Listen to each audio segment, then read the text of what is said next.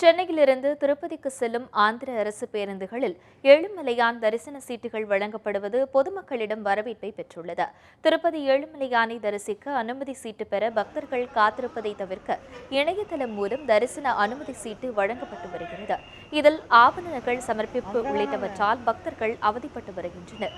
இந்நிலையில் பக்தர்களின் வசதிக்காக திருப்பதி செல்லும் ஆந்திர மாநில பேருந்துகளில் டிக்கெட் எடுக்கும் போதே தரிசன அனுமதி சீட்டும் வழங்கும் நடைமுறை இன்று முதல் அமல்படுத்தப்பட்டது. குளிர்சாதன மற்றும் சொகுசு பேருந்துகளில் முன்பதிவு செய்பவர்கள் இந்த தரிசன அனுமதி சீட்டையும் சேர்த்து பெற்றுக் கொள்ளலாம். இதற்கு கட்டணமாக ரூபாய் வசூலிக்கப்படுகிறது. இந்த திட்டத்தால் ஏழுமலையான் தரிசன அனுமதி சீட்டு எளிதாக பெற முடிகிறது என்று பக்தர்கள் மகிழ்ச்சி தெரிவித்துள்ளனர்.